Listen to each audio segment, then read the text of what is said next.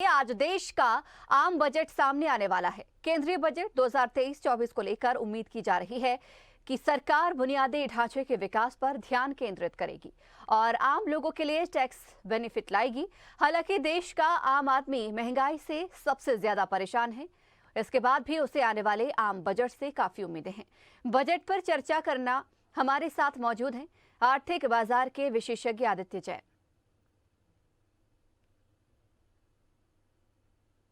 सरकार वर्ष 2023 का आम बजट पेश करने वाली है और इस वक्त मैं खड़ा हूं शेयर मार्केट के एक ट्रेडिंग रूम में और हमारे साथ मोदी सरकार के आम बजट पे जो वित्त मंत्री निर्मला सीतारमण पेश करेंगी पर बात करने के लिए आर्थिक बाजार विशेषज्ञ आदित्य मनिया जैन मौजूद हैं।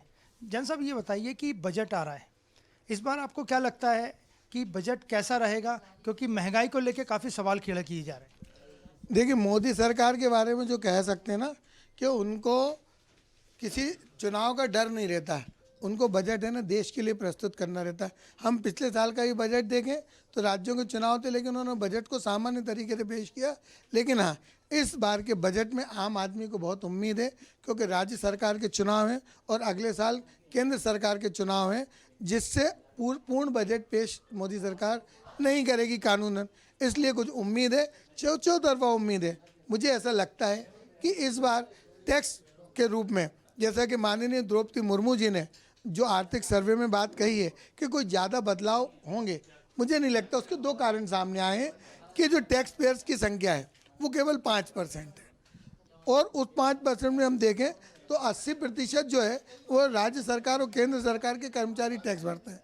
तो जब टैक्स पेयर बढ़े नहीं है तो मुझे नहीं लगता कि सरकार टैक्स स्लैब में कोई राहत देगी। लेकिन राहत की उम्मीद चौतरफा की जा रही है कि जो 2.5 लाख का स्लैब है उसको 3 लाख कर देंगे, 3.5 लाख कर देंगे, 5 लाख। ये एक आम उम्मीद है। बजट आना मतलब उम्मीद का पिटारा। हर आदमी सोचता है कि ये बजट मेरे लिए ही जो आएगा।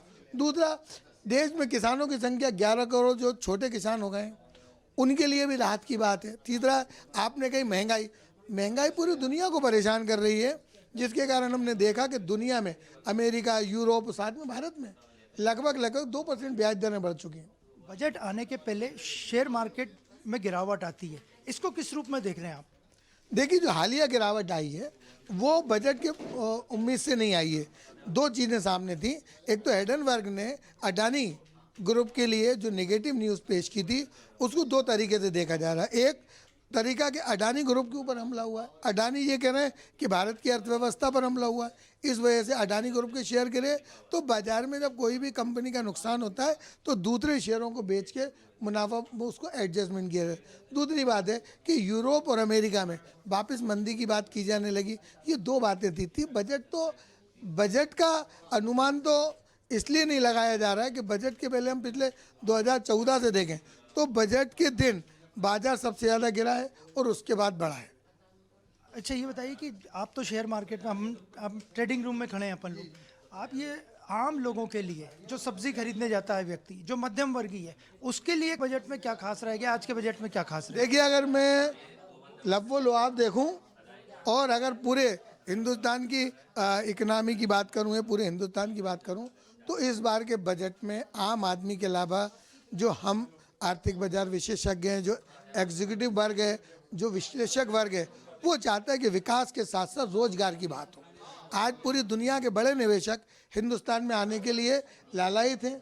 क्यों? क्योंकि उन्हें लग रहा है कि आने वाले 5 से 10 सालों में 2024 तक हिंदुस्तान की इकोनॉमी विकसित देशों की श्रेणी में खड़ी होगी, है ना।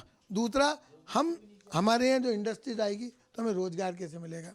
आर्टिफिशियल इंटेलिजेंस की वजह से रोजगार में बहुत ज़्यादा फर्क पड़ रहा है। तो मोदी सरकार से अपेक्षा की जा रही, चूँकि वो कुछ नया लेके आते हैं।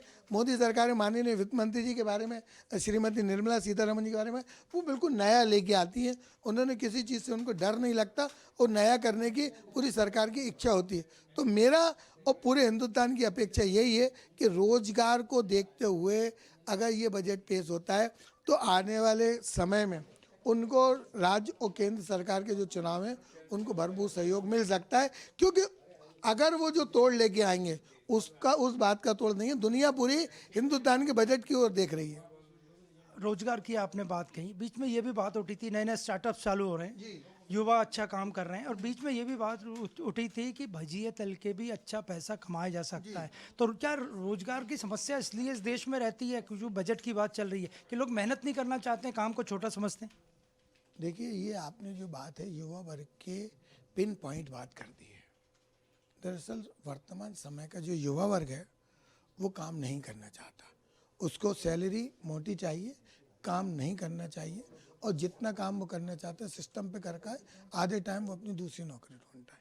दरअसल अभी जो स्किल लेबर की जो हिंदुस्तान में बात की जा रही है, इसकी बड़ी ज़रूरत है। बिल्कुल सही बात है, मैं किसी के ऊपर आक्षेप नहीं लगा रहा, लेकिन हिंदुस्तान में अगर जो नए युवा वर्ग को रोज़गार चाहिए तो उनको कमर कसना पड़ेगी, उनको अपने कंधों पर कोलू रखकर उस कंपनी को डेवलप करने को जब उनकी तनख्वाह बढ़ेगी और हमारा देश राष्ट्र बढ़ेगा। अभी जो बात हो रही है स्किल पावर की, जो हमारी स्किल पावर में से 92% स्किल पावर हमारी दुनिया के दूसरे देशों में चली आ रही, जो हमारा नुकसान है। हाँ, माननीय प्रधानमंत्री जी ने तमाम परीक्षा पे चर्चा, मन की बात, युवाओं से वो डायरेक्ट बात, उन्होंने आप देखे ना, भजिए तलने की बात है। आज हिंदुस्तान की 130 करोड़ जनता में से लगभग 2 करोड़ लोग केवल खोमचे का ठोले लगाते हैं। मैं इस बात के लिए कह रहा हूँ कि इस बार के पद्मश्री, पद्म भूषण में ऐसे लोगों को दिया गया है जिन्होंने छोटे छोटे खोमचे के ठेले लगा के, मैंने उनका विज़न देखिए, तो कहीं ना कहीं कमाई तो होती है। और आज जो डेली खोमचे वाला है, जो भजिए तलने वाला है, जो चाय, उसको डेली की अच्छी कमाई होती है, लेकिन वो टैक्स पेयर नहीं है। आप समझिए, वो सरकार से रिबेट भी लेता है, उसको अन्य भी सरकार फ्री देती है। तो ये लोग अगर इस तरीके से धीरे धीरे बढ़ के ये स्टार्टअप में जाएं, फास्ट फूड चेन बनाएं, बड़े रेस्टोरेंट बनाएं, निश्चित तौर पर उनकी प्रगति की बात की जा रही है। बजट में मध्य प्रदेश के लिए क्या खास रहेगा? आपको कुछ लगता है मध्य प्रदेश के लिए कुछ घोषणा हो सकती है, या ओवरऑल मध्य प्रदेश में इन्वेस्टर समिट हुआ है, प्रवासी सम्मेलन हुआ है, लगातार प्रधानमंत्री भी कई बार यहाँ आ चुके हैं, तो इस बार जो निर्मला सीतारमण जी बजट पेश करेंगी उसमें मध्य प्रदेश के लिए, सरकार के लिए, आम जनता के लिए कुछ रहने की उम्मीद है? आप देखिए, हाल ही में माननीय प्रधानमंत्री जी आए थे, अब प्रवासी भारतीय सम्मेलन भी हुआ था, निवेशक सम्मेलन भी हुआ था, उसके पहले 2 दिन के लिए माननीय निर्मला सीतारमण जी भी आई थी। मुझे लगता है कि पूरे देश में सरकार को गुजरात, महाराष्ट्र, उत्तर प्रदेश के बाद अब जो छोटे राज्य हैं जिनके पास ज़मीनें अधिक हैं, मध्य प्रदेश जैसे, इन पर सरकार का ध्यान केंद्रित हो रहा है और सरकार निश्चित इनके बारे में सोच रही है।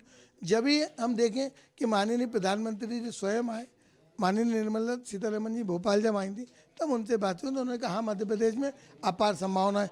दरअसल राज्य सरकार भी उतनी ही अलर्ट है, और मध्य प्रदेश को मैं समझता हूँ रेलवे में भी मध्य प्रदेश को बहुत कुछ अच्छा मिलने वाला है। और जहाँ तक राज्य सरकार की बात है, अभी परसों की बात है, राज्य सरकार ने अपने को खर्चे के लिए कुछ पैसा उधार लिया है, तो सरकार को स्थिति दिख रही होगी। मैं समझता हूँ माननीय वित्त मंत्री जी निर्मला सीतारमण जी जब हिंदुस्तान के जो हृदय स्थलीय राज्य मध्य प्रदेश में जब वो नए उद्योगों को डेवलप करना चाह रही हैं, हमारे पास खनिज की कमी भी नहीं है, हमारे पास टूरिज्म है, हमारे पास स्किल लेबर है, तो मध्य प्रदेश को मिलना चाहिए। और मैं पूर्णतः आशावान हूँ कि मध्य प्रदेश को इस बार कुछ ना कुछ ऐसा मिलेगा जिससे हमारे मध्य प्रदेश में रोजगार भी बनेगा और इंडस्ट्रीज भी डेवलप होगी। किसानों के लिए, जो खेती करते हैं उनके लिए बजट में क्या कुछ खास रहने की संभावना है? आपको क्या लगता है? देखिए, किसानों को जितना दिया जाए उतना कम है, क्योंकि देश का अगर किसान खुशहाल होगा तो मध्य प्रदेश ही नहीं पूरा देश खुशहाल होगा।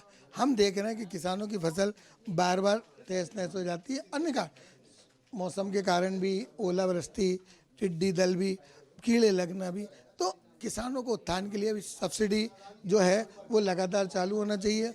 और जो ज़रूरतमंद किसान हैं उनको चिन्हित किया जाए, उनको भी, जो छोटे रकबे वाले हैं उनको भी कहीं ना कहीं हेल्प की जाए बीज में, खास तौर पर फर्टिलाइज़र में। हम देख रहे हैं कि फर्टिलाइज़र की कमी से कई बार फसलों को नुकसान हो जाता है। दूसरा सबसे बड़ी बात जो आती है वो सिंचाई की बात आती है।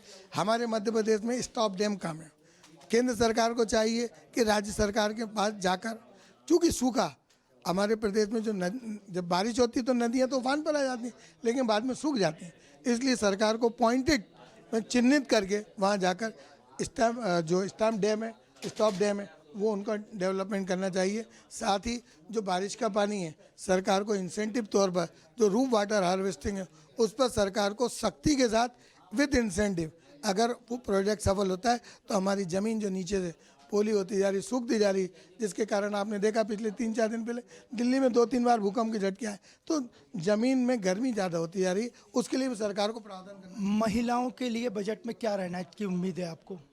महिलाओं के लिए सब कुछ देना चाहिए ना। महिलाएं जो आती हैं उनका किचन, महिलाओं में अब किचन की, पहले क्या कहा जाता था, महिलाएं केवल किचन तक सीमित नहीं, अब महिलाएं सेना से लाके, सरकार से लगा के, राज्य सरकार से लगा के, दुकानदारी, व्यवसाय, व्यापार, उद्योग, सब में महिलाओं की भागीदारी बरोबर है। जो उद्योग, लघु उद्योग, मध्यम उद्योग, छोटे दुकानदार अगर इंडस्ट्रीज लगाती हैं, तो अगर महिलाएं उसको लीड करती हैं तो सरकार को उनको विशेष 5-5 साल के लिए इंसेंटिव 5 चरणों में देना चाहिए, जिससे रोजगार भी उपलब्ध होगा और महिलाएं मैंने उद्योग में आएंगी। तो जो महिलाएं, जो घरेलू महिलाएं, क्योंकि अब जब मिलके काम होगा, अब पुरुष और महिलाएं एक साथ जब मिलके काम करेंगे तो देश विकासशील से जाके विकसित देश बनेगा, उसमें महिलाओं की दायरे। इसलिए माननीय वित्त मंत्री जी को स्वयं महिलाएं, उनको लगना चाहिए वो अपने हाथ। अच्छा, बजट में दें ये जरूरी नहीं है, बजट तो एक खाका है, आगे देश के लिए, महिलाओं के लिए उनको करना चाहिए। और मैं भी आशान्वित हूँ कि वो महिलाओं को कुछ इस बार उनको टैक्स में छूट दें या उद्योगों में छूट दें। आज हम शेयर मार्केट के ट्रेडिंग रूम में खड़े हैं। आखिरी सवाल कि आपको शेयर मार्केट में क्या उम्मीद लगती है, इस बजट में क्या रहेगा? देखिए, शेयर बाजार का जो आईना होता है, बजट का जो आईना होता है वो शेयर बाजार होता है। दुनिया और हिंदुस्तान के लोग बजट शेयर बाजार के सेंसेक्स और निफ्टी को देख के बताते हैं कि बजट में क्या मिला है, क्या गया है। हम बजट में चाहते हैं कि सरकार से कि जो लॉन्ग टर्म कैपिटल गेन है उसको 3 साल के लिए किया जाए, और जो अभी हर साल 1 लाख रुपए प्रॉफिट हो तो 3 साल बाद अनलिमिटेड प्रॉफिट दे दिया जाए, जिससे हम FII और FPI का अच्छी तरीके से सामना कर सकें।